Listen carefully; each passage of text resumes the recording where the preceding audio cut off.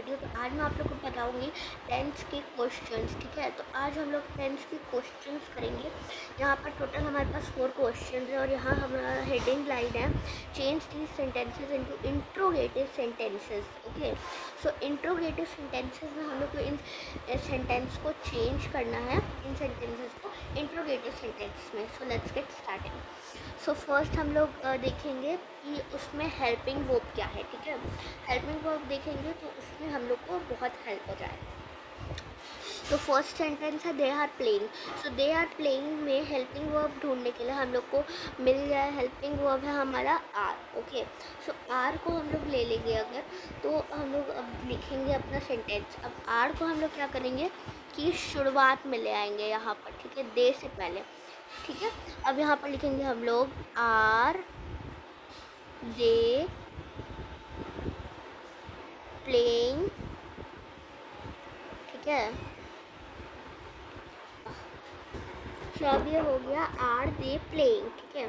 अब ये आ गया आर दे प्लेइंग। अब वैसे ही हम लोग करेंगे I will go to Riya's house. Okay, so I will go to Riya's house में हम लोग का है हम लोग का क्या बोलते हैं उसको, हेल्पिंग वर्ब है विल। ओके, सो हम लोग विल से, विल को यहाँ पर इसके पहले वाले सेंटेंस पे जैसे आप लोग ने आर हेल्पिंग वर्ब था तो आर को हम लोग सबसे पहले ले आए थे सब्जेक्ट से पहले, तो वैसे ही हम लोग विल को भी सब्जेक्ट से पहले ले आएंगे, ठीक है।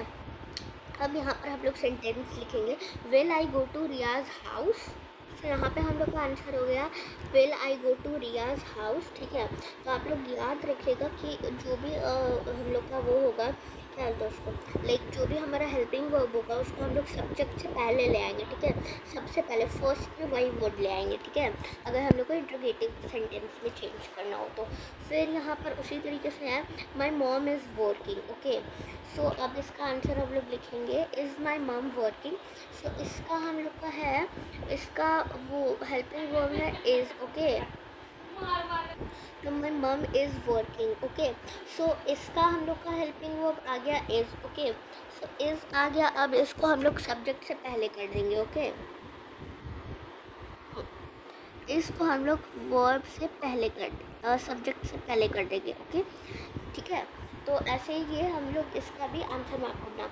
बाय द वे ये वाला क्वेश्चन कभी भी अपने मम्मी से नहीं पूछना, क्योंकि मम्मी कहेगी कि बेटा ये सब छोड़ो लेकिन मेरा फ्लाइंग चप्पल ज़रूर तुम्हारे पास आने वाले, मम्मी का फ्लाइंग चप्पल सीधा आपके मुँह पे आएगा। तो ये क्वेश्चन कभी मत पूछना मम्मी से। Okay, next we have he smiles. Okay, so in this sentence we have no helping verb, like no helping verb.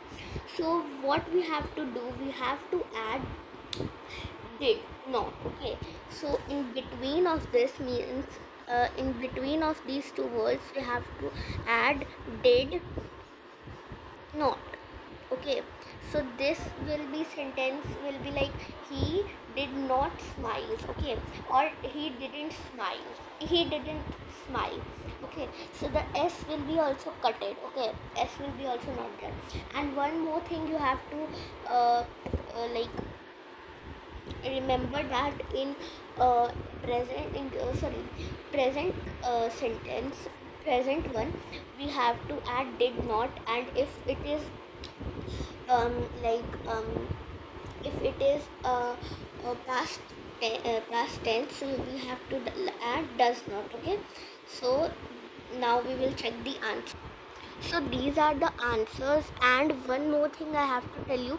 So in D question there was he smiles. Okay, so that I have told you all that it will be he didn't. Okay, so I just tell the opposite. In past it will be didn't, and in present it will be doesn't. Okay, so this is the correct answer. So you all can learn these, not only D was incorrect in that. Okay, so one more. Bye, that's for today. Bye.